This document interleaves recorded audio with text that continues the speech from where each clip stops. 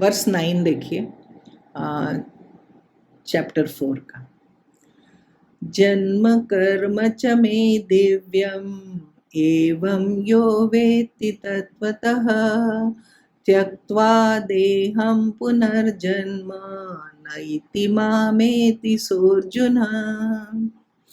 भगवान कहते हैं,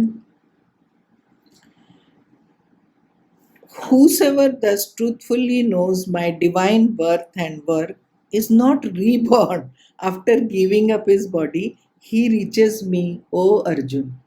क्या बताया ये? वो कह रहे हैं मेरा जन्म, भगवान कह रहे हैं मेरा, अपने लिए कह रहे हैं मेरा जन्म और कर्म दिव्य है। हम मान लिया आपका जन्म और कर्म दिव्य है। इस प्रकार जो पुरुष तत्वतः जानता है वह शरीर को त्याग के फिर जन्म को नहीं प्राप्त होता, वो मुझे प्राप्त होता है। दैट मीन्स उसको मुक्ति हो जाती है, उसको वापस जन्म नहीं लेना पड़ता। ये क्या स्टेटमेंट है? भगवान का जन्म और कर्म दिव्य है। ये जो तत्वतः जानता है, हाँ, वो मुक्त हो जाता है, उसको फिर जन्म नहीं लेना पड़ता। आपको समझ में आया ये क्या है?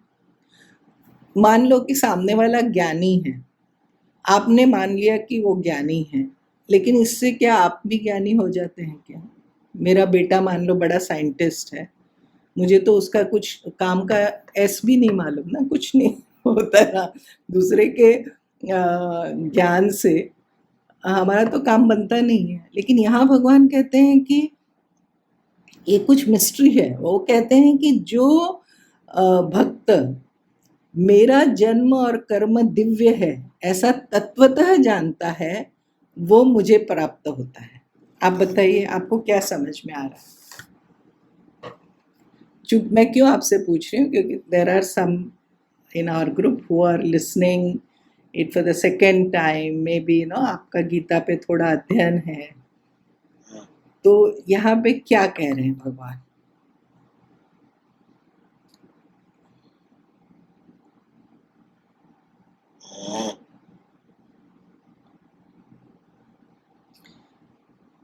हाँ, कुछ तो थोड़ा बताइए।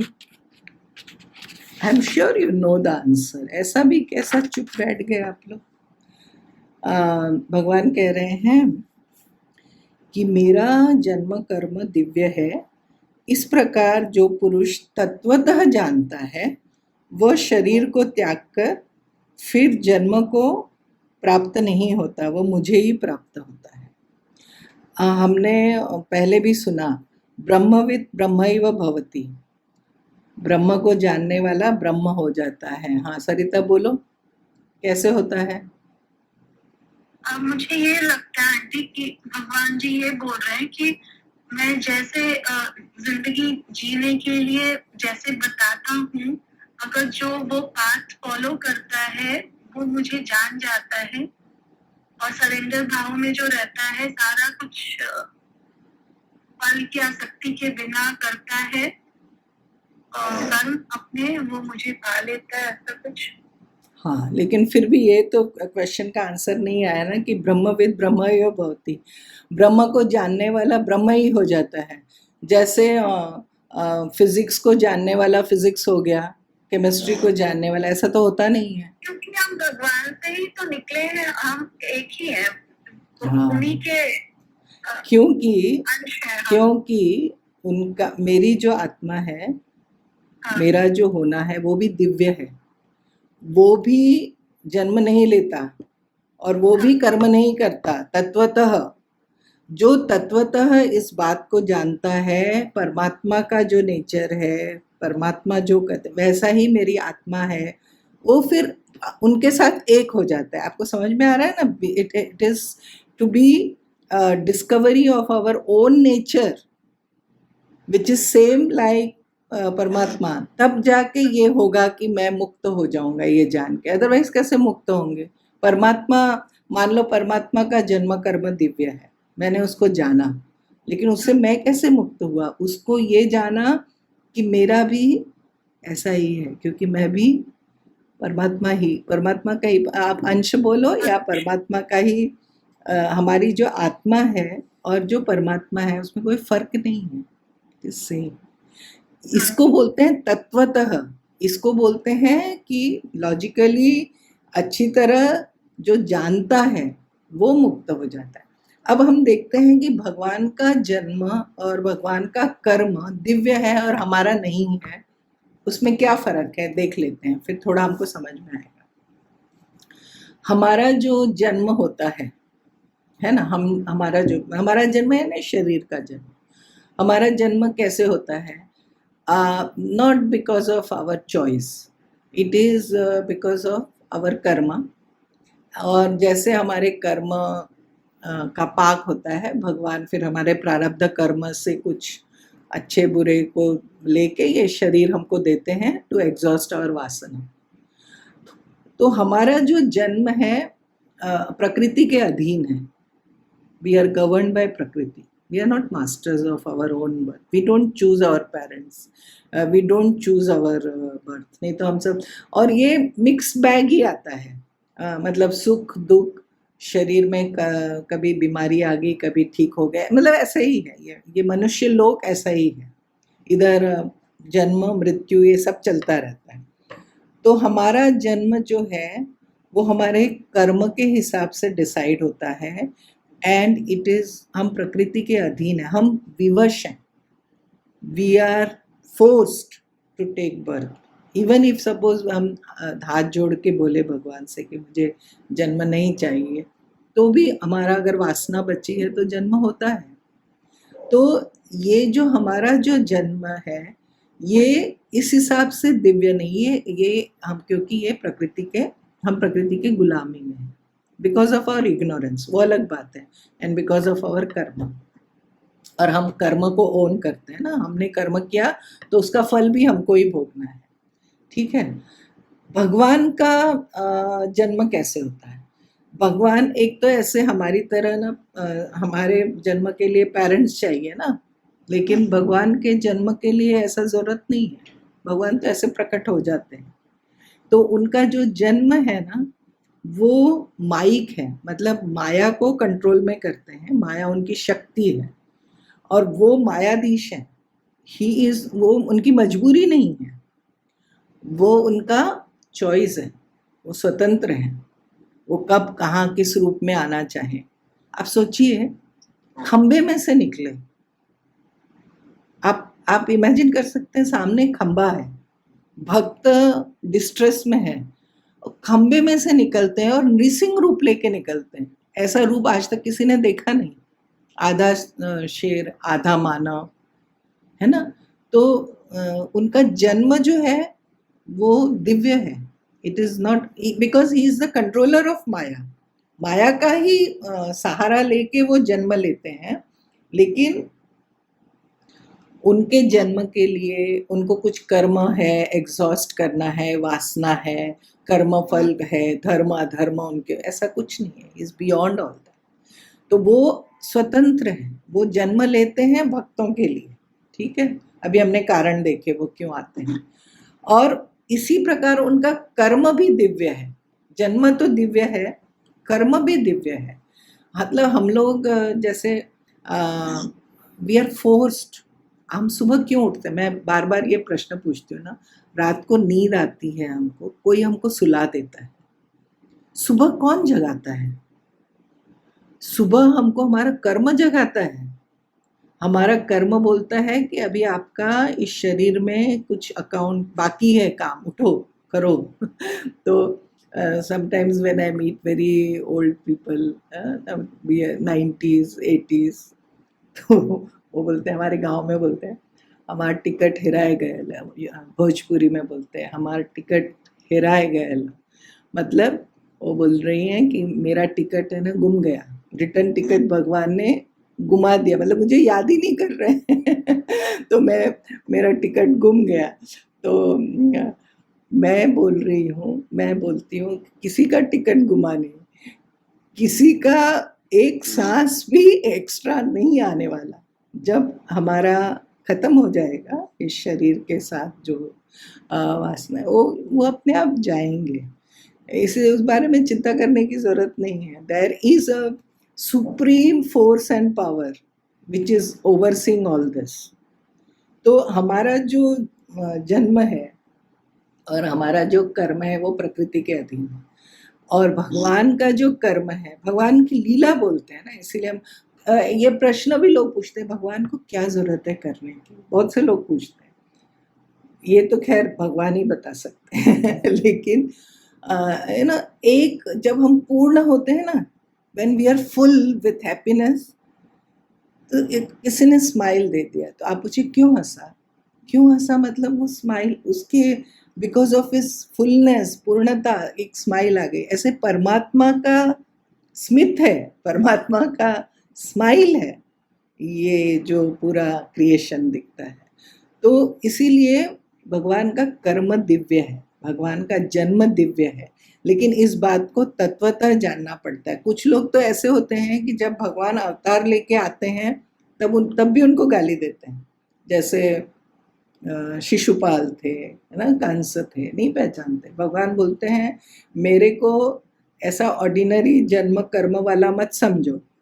फिर लोग पूछते हैं कि राम ने सीता जी को छोड़ दिया, प्रेग्नेंट सीता को छोड़ दिया, ऐसे से हम क्वेश्चन नहीं करते, हम भगवान पे भी एस्पर्शन, भगवान पे भी क्वेश्चन हम करते हैं, लेकिन हम भूल जाते हैं कि उनका कर्म भी दिव्य है, उनका जन्म भी दिव्य है, उसका एक लार्जर पर्पस होता है, लार्जर गोल होता है जिसके लिए वो आते हैं।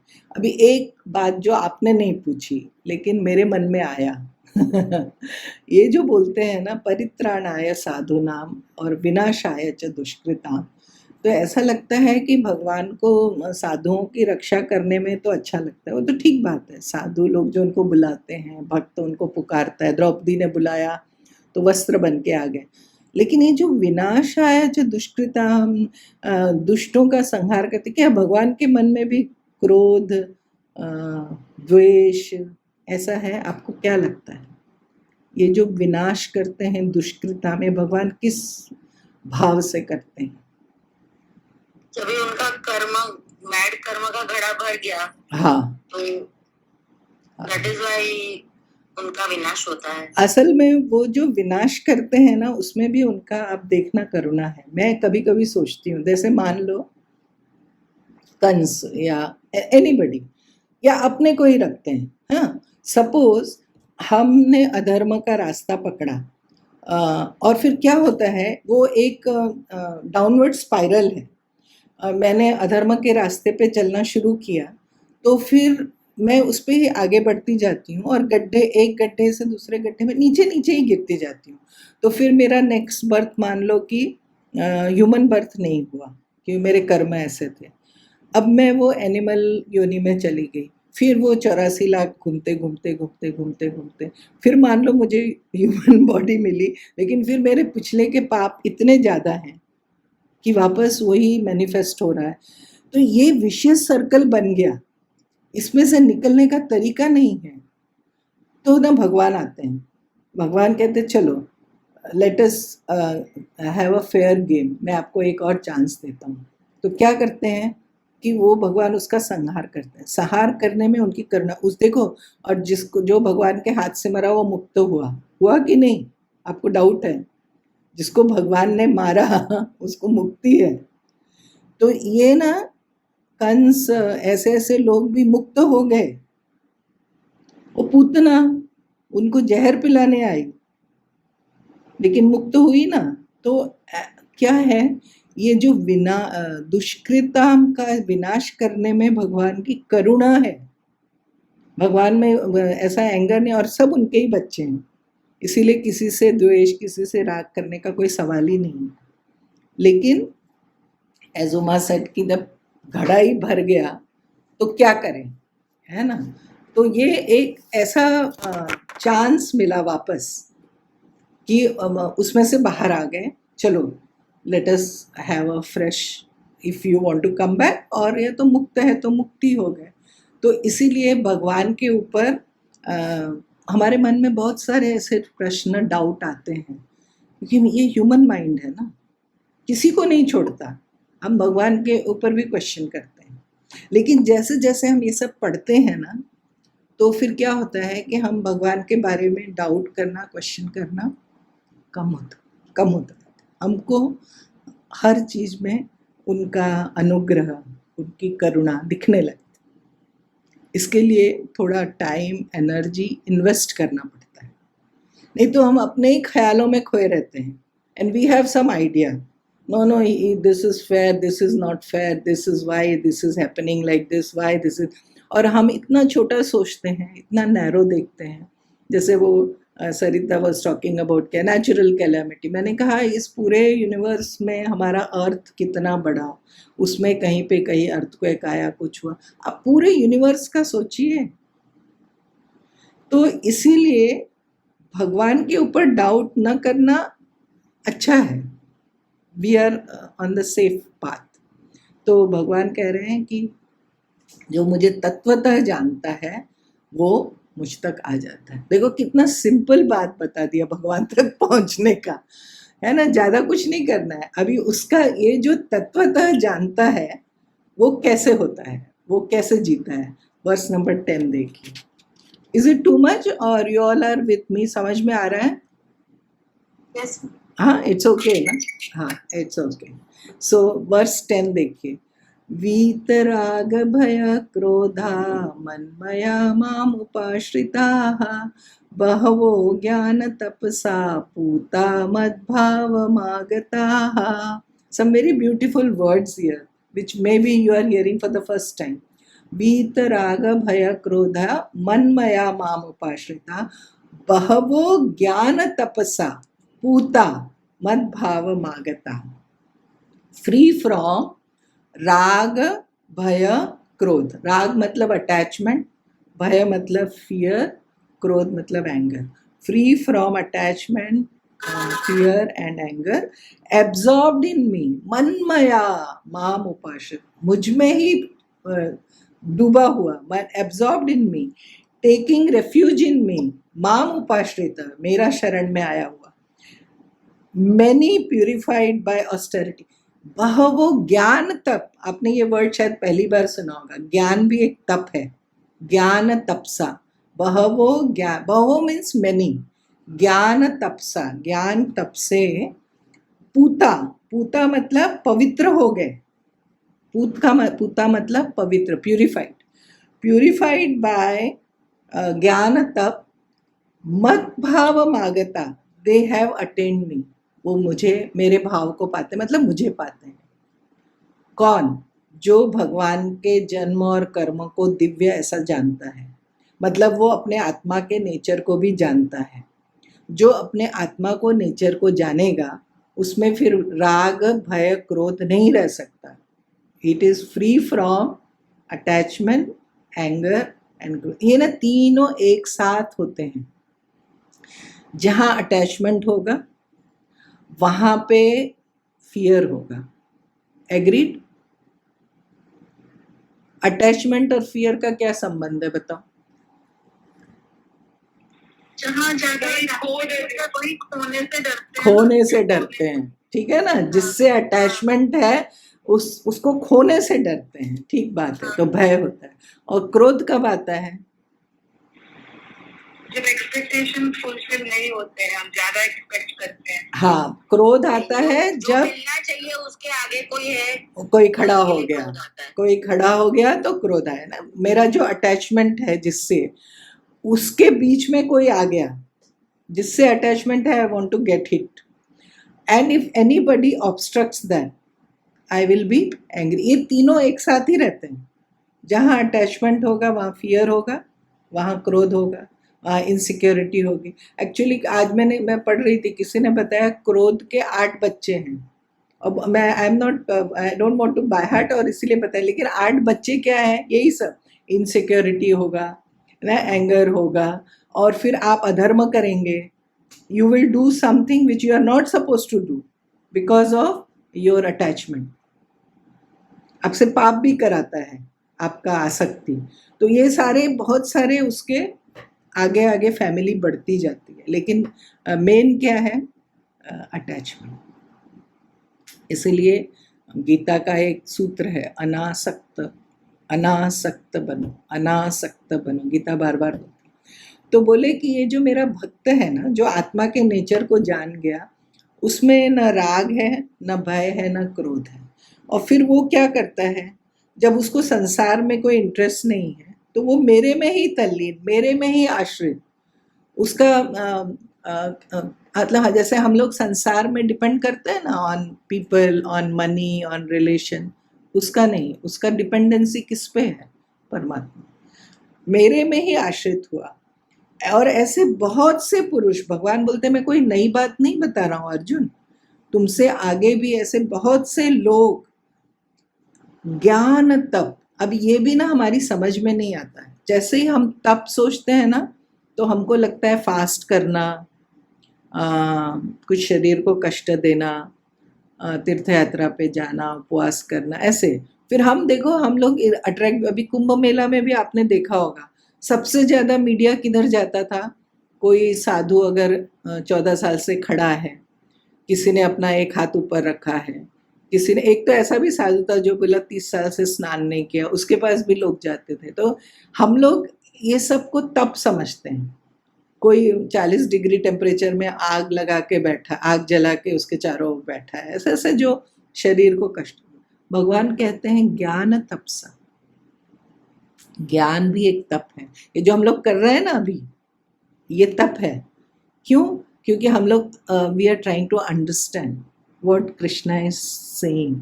तो ये जो चिंतन करना, परमात्मा का चिंतन करना, इसको बोलते हैं ज्ञान तप। और इसको हम लोग इम्पोर्टेंस नहीं देते। आप किसी से पूछो कि आपने आज दिन भर क्या किया, तो अगर उसने कहा ना कि मैंने आज ब्रह्म चिंतन किया, मैंने आत्मचिंतन किया, मैंने कोई ऐसी बुक पढ़ी, तो आपको लगेगा हाँ हाँ ठीक है ठीक है। लेकिन अगर उसने बोला कि नहीं मैंने 300 जप किया, 1000 जप किया, ऐसा कुछ बताएगा, तो आपको लगेगा हाँ हाँ ये तप किया।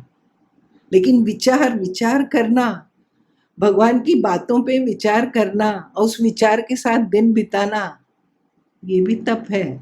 इसको बोलते हैं ज्ञान तप। और उससे क्या होता है, उससे हम पवित्र हो जाते हैं। क्यों? क्योंकि हमारा चिंतन सिर्फ परमात्मा के बारे में है, संसार के बारे में नहीं है, अपने आसक्ति के बारे में नहीं है। तो नेचुरली हम प्यूरिफाइड होंगे। उसका हार्ट कैसा होगा? जो दिन भर परमात्मा का चिंतन कर रहा है, उसका मन कैसा होगा और हमारा मन कैसा होगा? तो पूता वो प्योर हो गया, मदभाव मागता। और फिर हमारा देखो, तो हमारा हार्ट प्योर हुआ ना, तो हम परमात्मा को के पास पहुंच ही गए। प्योर हार्ट परमात्मा को बहुत पसंद है। तो भगवान, तो क्या हो गया देखो, थ्री पॉइंट्स बता रही हूँ। Purity of mind, purity of mind के लिए क्या चाहिए? परमात्मा का चिंतन करना पड़ेगा। हमारा जो मन में संसार बैठा है, इसको हटा के परमात्मा के बारे में सोचना पड़ेगा। तो purity of mind is essential. And to achieve that purity of mind, पूता, ज्ञान तप is needed. And let us give importance to ज्ञान तप ऑल्सो। गीता ने आगे बताएंगे कि श्रेष्ठ तप कौन सा है, तो बोला ज्ञान तप। मैंने आपको ये कई बार कहा कि शास्त्र कहता है कि सबसे बड़ा तप क्या है पता है? मन को परमात्मा में लगाना, बार बार। वो बार बार जाएगा, उसको बार बार लाके परमात्मा में लगाना, ये एक बहुत बड़ा तप है। हमको लगता है कि ना इट इज, हमको कभी कभी लगता है हमने टाइम वेस्ट किया। हम मेडिटेशन के लिए बैठे और हमारा ध्यान लगा नहीं परमात्मा में, वो कहीं गया।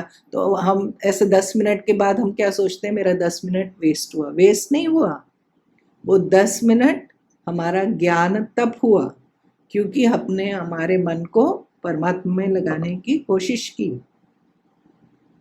पूता, वो जो पवित्र हो जाता है, फिर वो ज्ञान तप जब हम करेंगे ना, जब हम परमात्मा, तो हम लोग भी वीत राग भय हो जाएंगे। वीत राग मतलब बियॉन्ड, वीत मतलब उसका राग भय क्रोध छूट गया। मनमया, आपने एक हिंदी वर्ड सुना तन्मय, सुना है कि नहीं? तन्मय हो जाते हैं, है ना? कोई गीत सुनने में कैसे तन्मय हो जाते हैं, नेचर देखने में कैसे हम तन्मय हो जाते हैं, मन में ऐसे भगवान में उसका मन तन्मय हो गया। माम उपाश्रिता, और भगवान का ही वो सहारा लेता है, आसरा, एकमात्र भरोसो तेरो, इस भाव से। और फिर उसमें कैसा पाप रहेगा, वो तो पवित्र आत्मा ही है।